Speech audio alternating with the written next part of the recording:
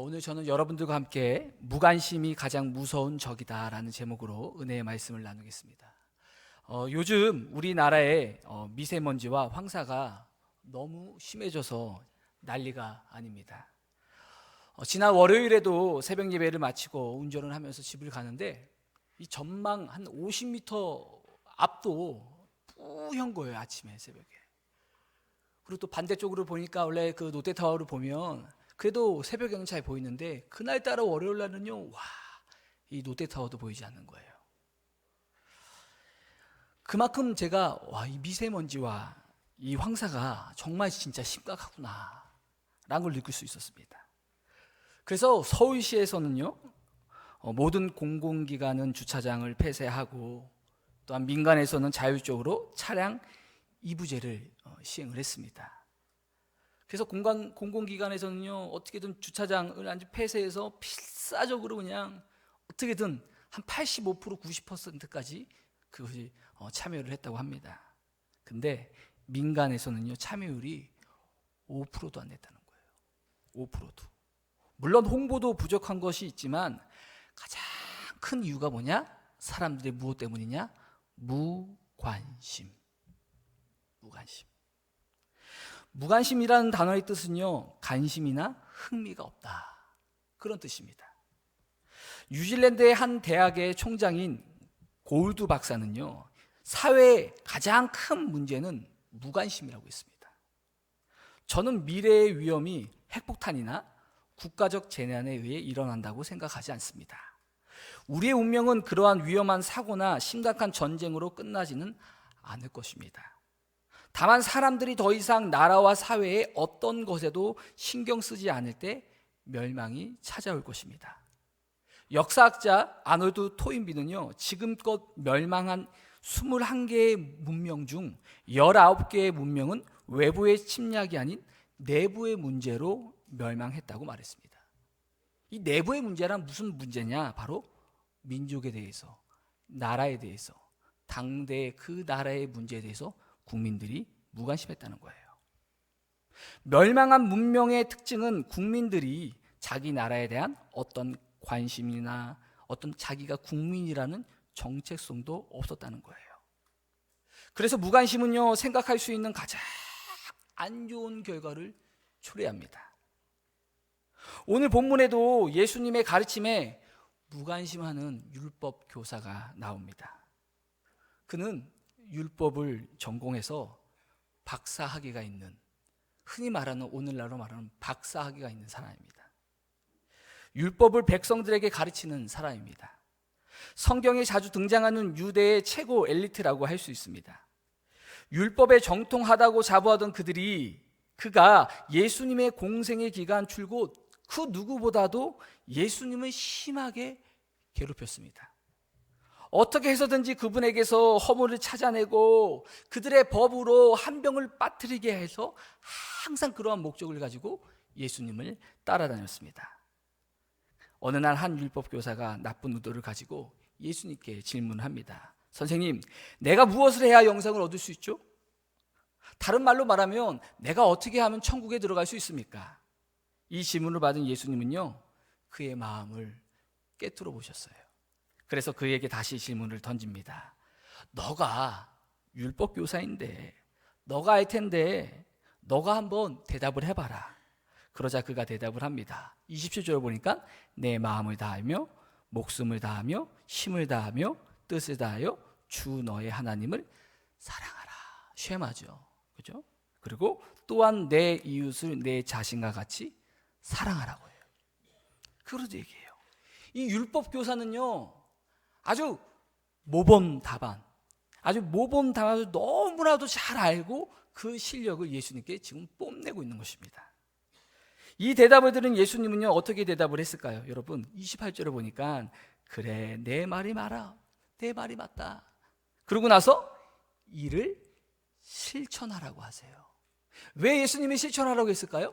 이 율법 교사는요, 가르치지는 잘 가르치지만 실천을 안 하는 것을 예수님은 아셨던 거예요. 그는 사람들에게 하나님을 사랑하고 이웃을 사랑하라고 가르치는데 정작 자신은요, 이웃을 사랑하는 삶에는 무관심했던 것입니다.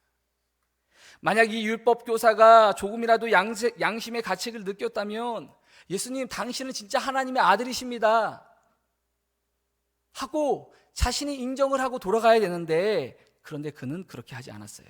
어떻게 했다고 얘기합니까? 29절을 보니까 자기를 옳게 보이려고 예수님께 또 질문을 해요. 자기를 의롭게 만들려고, 자기는 좀 당당한 것을 드러내기 위해서 그랬던 것 같아요. 그러면서 어떻게 얘기를 하느냐? 예수님, 누가 제 이웃인가요? 이 말은 뭐예요? 저는 이렇게 생각을 했어요. 누가 제 이웃인가요? 지금 율법 교사에게는 자기의 이웃이 보이지 않았던 것 같아요. 그렇게 수많은 사람들이 있어도 자기가 생각하는 이웃이 눈에 안 보였던 것 같아요. 아마 제 주변에는 제 사랑이 필요한 이웃이 없는 것 같아요. 그래서 제가 어찌 보면 무관심할 수도 있는 것 같아요. 이렇게 자기를요 아주 당당하게 어떻게 변명이 아닌 변명을 하고 있는 것입니다. 여러분, 사랑은요 말보다 실천이 더 중요합니다. 여러분, 지식이 있으면 뭐합니까? 또한 말만 잘하면 뭐합니까? 행함이 없는데, 진실함이 없는데. 요한일서 3장 18절을 보면, 자녀들아 우리가 말과 혀로만 사랑하지 말고 행함과 진실함으로 하자. 그런데 여러분, 율법교사를 보세요. 내 이웃이 누구인가요? 자신에게 이웃이 누군지도 몰라요. 사랑을 실천한 사람이 없다고 말하니 얼마나 여러분 지금 좀 당황스러운 장면이 아닙니까? 그런데 중요한 건 뭐냐? 우리도 혹시 율법 교사를 보면서 내 모습에도 이런 모습이 있지 않은지를 우리는요 점검해야 돼요. 내 주변에는 예수님을 다 믿어요. 다 잘 살고요. 문제가 없는 것 같아요. 내 사랑이 필요한 사람들이 없다고 혹시 당당하게 여러분 생각하지는 않으십니까? 그것은 다시 한번 우리가 오늘 말씀을 통하여 점검해 보아야 합니다. 예수님은요 변명이 아닌 변명을 하는 율법교사에게 친절하게 이웃이 누구인지를 설명해 주십니다. 그러면서 예루살렘에서 여리고로 내려가는 길에 강도를 만난 어떤 사람의 얘기를 합니다. 여러분, 이 사람은 예루살렘에서 여리고로 가니까 아마 여리고에 사는 사람이 아닐까 많은 학자들이 추측을 합니다. 당시 여리고에는요 레위인과 제사장들이 많이 살았습니다. 그래서 이 사람이 유대인 중에 한 사람이었을 것이다. 왜냐? 예수님도 유대인, 또 제사장도 유대인, 또 레위인도 유대인.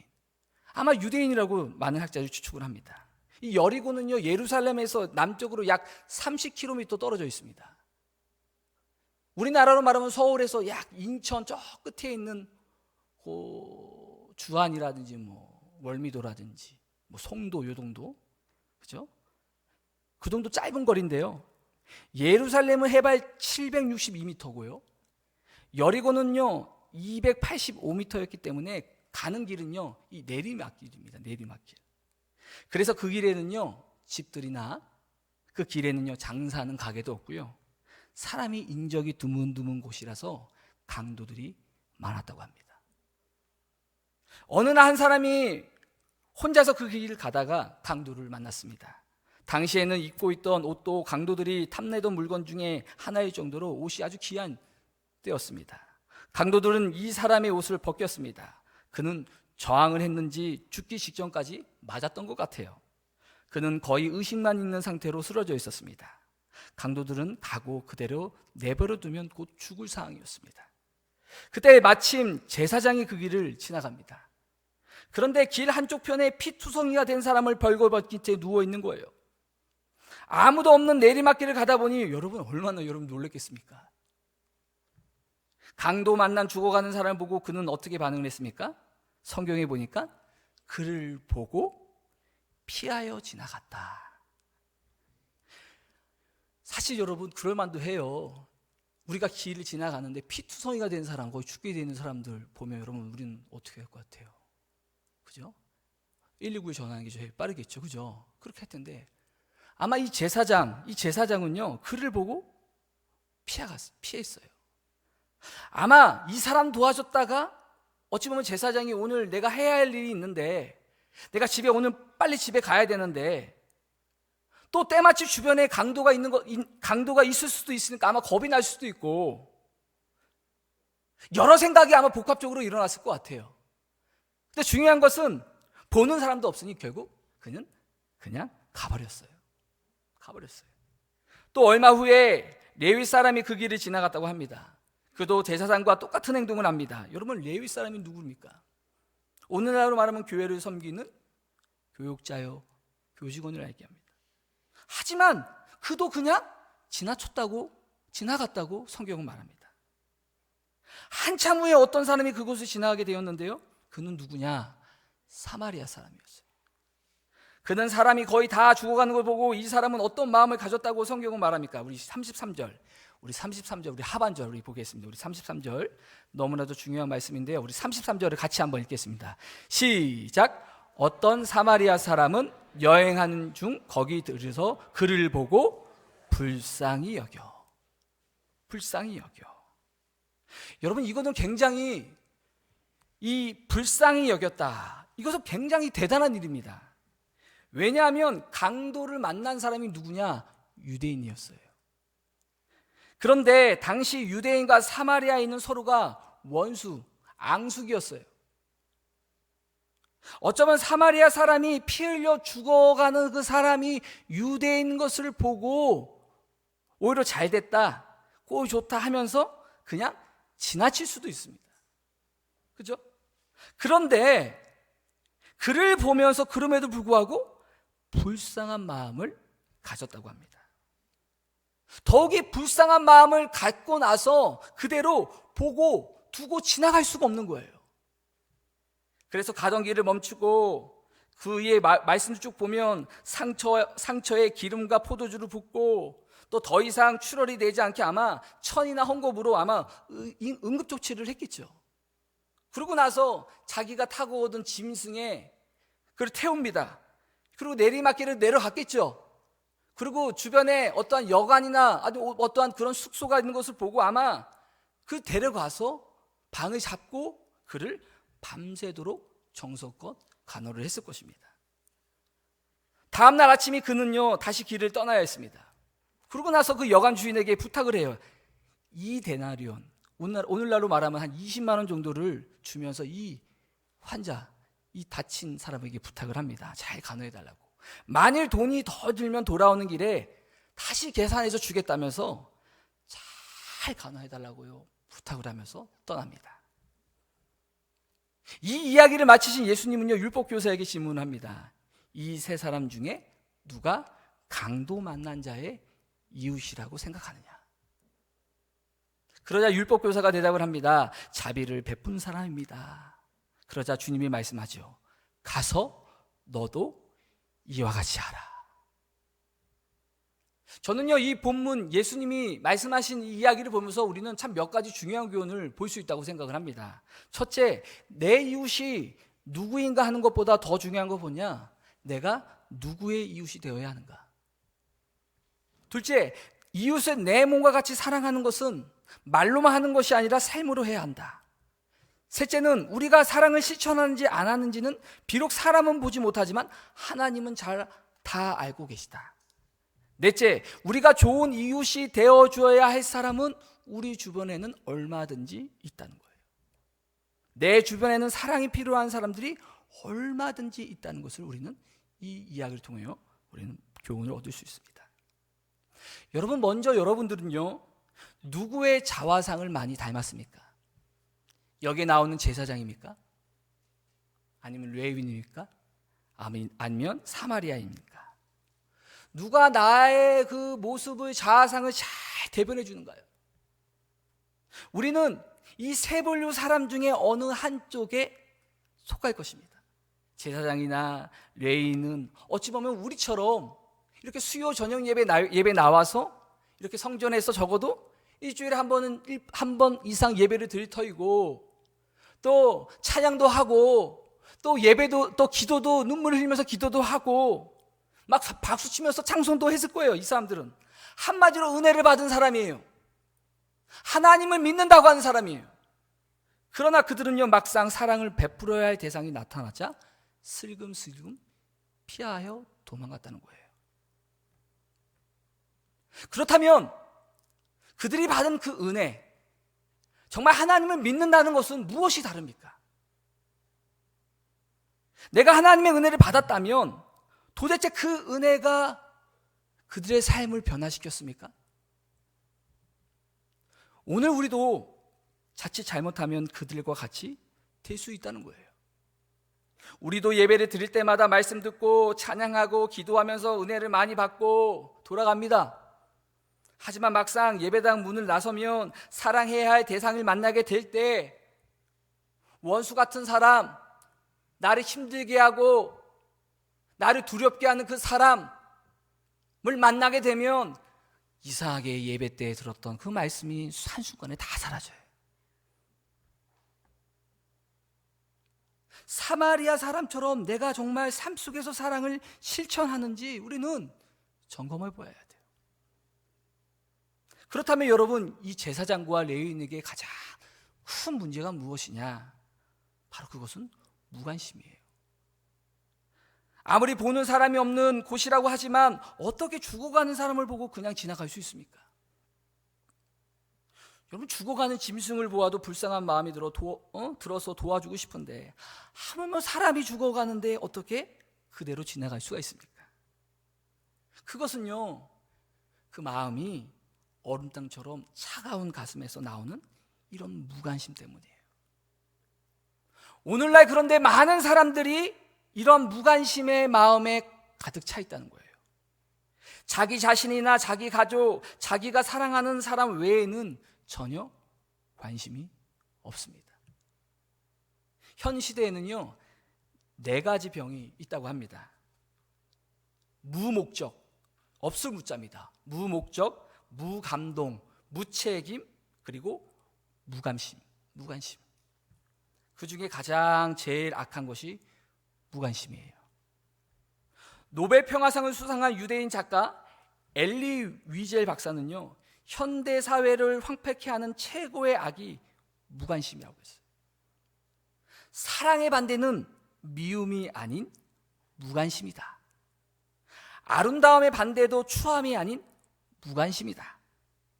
삶의 반대도 죽음이 아닌 삶과 죽음에 대한 무관심이다. 소돔성이 멸망할 때 롯의 사이들은요, 구원의 소식을 듣고도 농담으로 여길 정도로 삶과 죽음에 대해 무관심했어요.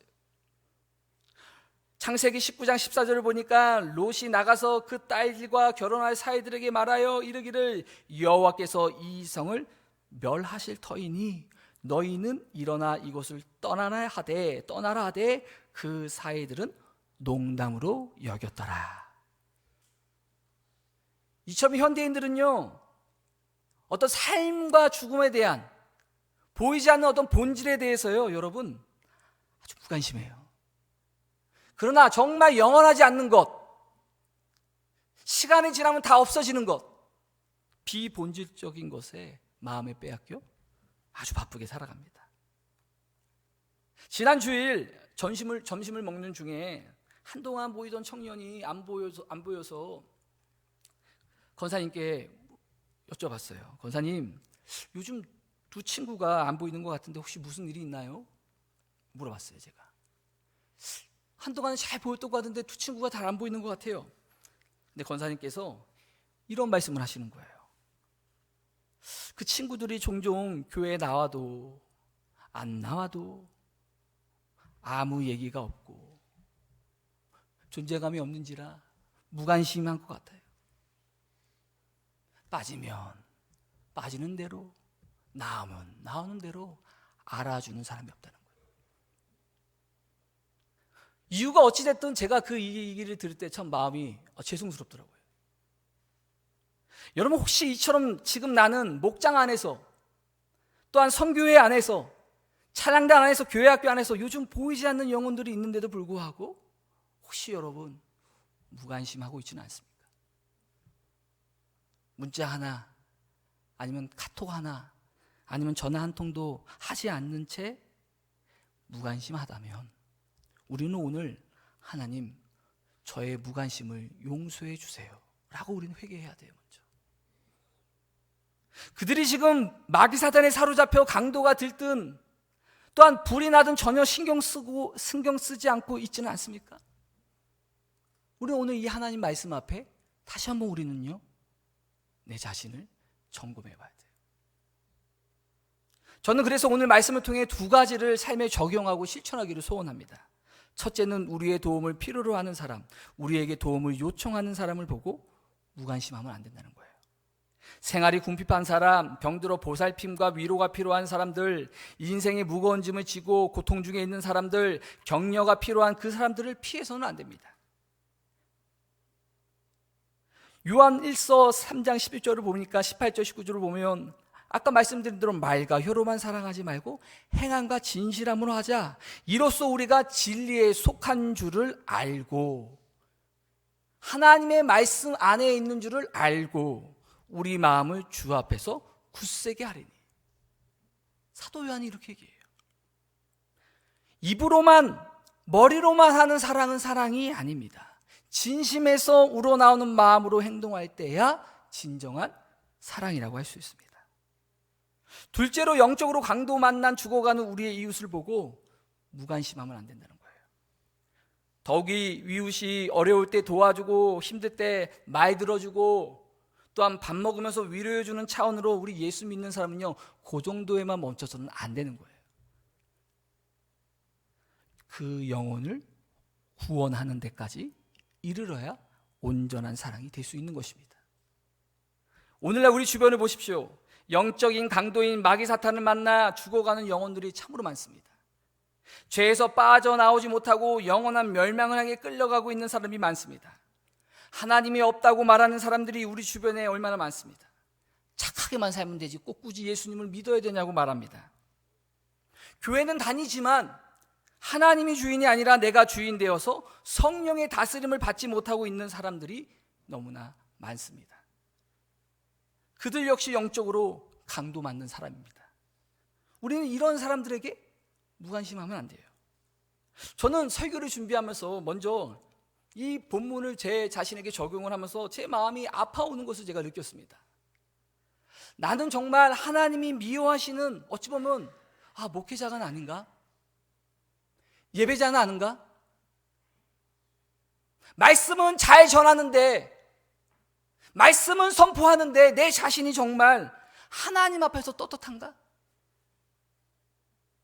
지금도 내 주변에는 예수는 믿지 않는 사람들이 많은데, 교회를 다니다가 지금은 안 다니고 방황하는 사람들이 많은데, 그냥 이런 사람들을 알지만 머릿속에는 있지만 그냥 놔두고 혼자 나와서 내가 기도하고 나를 위해서 기도하고 또 여러 가지를 내가 한다고 한들 정말 하나님께서 받으실 만한 것이 그것이 될 것인가? 받으실 만한 것이 될까 하는 생각이 들어서입니다. 물론 여러분, 전도가 하루아침에 되지는 않습니다. 아무나 교회 가자고 또한 붙잡고 교회 가자고 전도한다고 해서 무작정 따라오는 것도 아닙니다. 하나님 앞에서 우리의 마음 자세가 중요합니다. 가장 중요한 건 뭐냐? 먼저 사마리아 사람처럼 불쌍히 여기는 마음이 있어야 합니다. 예배당에도 있어도 내 마음은 어찌 보면 믿지 않는 내 남편, 아직도 교회 생활하지 않는 내 자녀에게 있어야 합니다. 그들을 두고 나 혼자 나와서 예배를 드리는 것이 죄를 짓는 것 같은 어떠한 좀 고통스러운 모습이 우리에게는 있어야 해요. 안타까운 마음에 주여 어떻게 하든지 그 영혼을 구원해 주세요라고 간절히 우리는 부르짖어야 해요. 그럴 때 하나님은요, 우리의 예배를 기쁘시게 받으실 것입니다. 몇 년 전 제가 중등부를 섬기면서 오랜 시간 기도한 끝에 아빠를 전도한 친구의 간증이 제가 설교를 준비하면서 생각이 났습니다. 지금도 우리 교회 청년 중에 한 사람인데요, 참 예배도 잘 드리고 봉사도 잘하는 친구입니다. 그런데 그 친구 마음에는 항상 마음의 고통이 있었어요. 기도 제목을 나누면 항상 기도 제목이 뭐냐? 아빠를 꼭 우리 교회에 모시고 오고 싶어요. 그런 가운데 그 친구의 생일이 되어서 이렇게 아빠가 물었다고 합니다. 얘야, 너 생일인데 너 어떤 선물 받고 싶어? 일반적으로 중학생들은 어떤 얘기를 해요? 저요? 스마트폰 아니면 뭐 운동화, 노트북 정말 이런 거 우리 학생들이 좋아하잖아요. 그런데 이 친구는요, 참 제가 감동을 받는 게 뭐냐면, 저는 아빠 이런 거 선물 없어도 돼요. 그런데 소원이 하나가 있어요. 그래, 그게 뭔데? 아빠가 저는 그 소원 하나만 들어줬으면 좋겠어요. 어서 말해봐. 저와 함께 개포교회 가는 거예요. 근데요, 그러고 나서 그 다음 주에 정말 그 아버지가 예배를 나오셨어요. 근데 지금은 안 나오세요. 어쨌든, 네?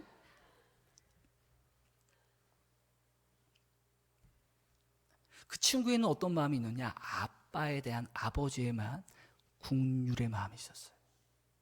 아무리 아버지가 잘 나가도 출세해도 아버지에 대한 영혼의 국률에 대한 마음. 그런데 여러분, 대부분 우리는 이러지 않습니다. 주일 아침이 되면 여보 교회 갔다 올게요. 조금만 더 자다가 일어나요. 밥은 식탁에 다 차려놨어요. 애들이랑 같이 먹어요. 하고 혼자 나와서 예배를 드린 다음 예배를 마치고 집에 들어가서 여보 저 교회 갔다 왔어요. 애들이랑 밥 먹었어요.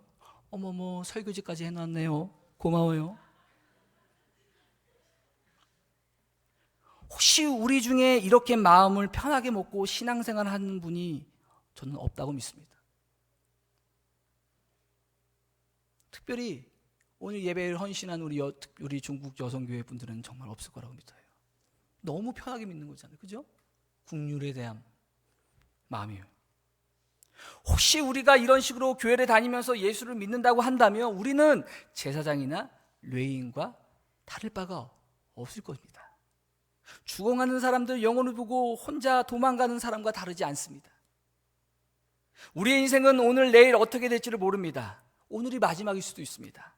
그럴 확률이 점점 높아지고 있습니다. 교통사고가 대형 사고가 끊이지 않고 일어나는 것을 보아도 알 수 있습니다. 우리의 재산과 생명을 노리는 흉악한 자들이 주변에 얼마나 많습니까? 어제는요 아이돌 가수 중에 리더 중에 한 명이 심장마비로 죽었다는 소식을 저 또한 충격을 받았습니다. 한창 아이돌 중에 상징을 리더 중에 한 사람이 무슨 일을 당할지 아무도 예측을 못합니다. 오늘이 마지막일 수도 있습니다. 이것이 세상입니다. 그러므로 오늘 당장 복음을 전해서 구원하지 않으면 영원히 그 기회에 놓치게 될 사람이 우리 주변에는 얼마든지 있습니다. 내 가족 중에도 있고요.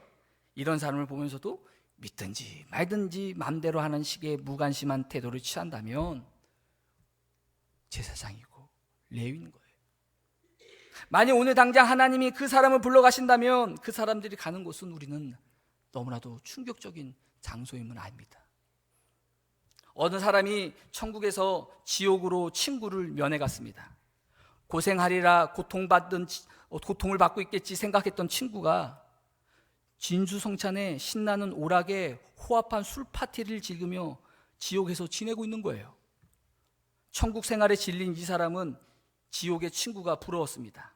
그래서 하나님께 이렇게 부탁을 했습니다. 재미없는 천국보다 지옥이 좋으니 지옥으로 보내달라고 사정사정해서 하나님이 그 친구를 지옥으로 내려보냈습니다. 그런데 정작 지옥에 와서 보니까 오자마자 고문과 바늘 위를 걷는 고통이 연속이어서 하나님, 내가 본 지옥은 이렇지 제가 본 이 지옥은 이렇지 않았습니다. 어떻게 된 거예요? 막 하나님께 항의를 했어요. 그때 하나님이 이렇게 얘기했다고 합니다. 그때 그 코스는 관광 코스였다고 한다는 거예요. 관광 코스. 관광 코스라는 거예요. 관광 코스. 세상에 예수님을 믿지 않고 살다가 갑자기 하나님의 부름을 받으면 그들이 가게 될 곳은 성경에 나와 있습니다. 지금 보기에 즐겁고 먹을 때 맛있고 시간 가는 줄 모를 만큼 신나는 놀이가 인생의 전부가 아니라는 사실은 그들은 모릅니다. 어쩌면 그것은 나를 지옥으로 데려가기 위한 마귀가 만든 관광 코스일 수도 있습니다.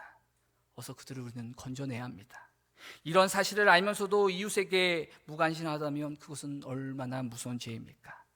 설령 듣지 않을 것 같은 사람이라도 우리는 계속 복음을 전해야 합니다. 힘들고 귀찮고 돈이 들어도 그들을 진정으로 사랑한다면 예수님을 믿으라고 해야 합니다. 주님은 오늘 우리에게 이렇게 말씀하십니다. 너도 가서 이와 같이 하라. 사마리아 사람처럼 하라. 복음을 전하는 것이 하나님의 자녀된 우리만이 할 수 있는 일이기 때문입니다. 혹시 내 주변에 도움이 필요한 이웃이 여러분 있습니까?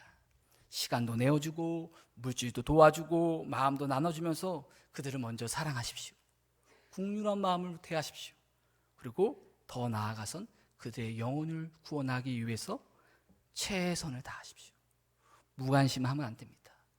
또한 우리가 가진 새 생명 줄 때도 우리가 나흘 남았습니다. 우리는 하나님의 자녀예요. 예수님의 십자가 때문에 구원받은 사람입니다.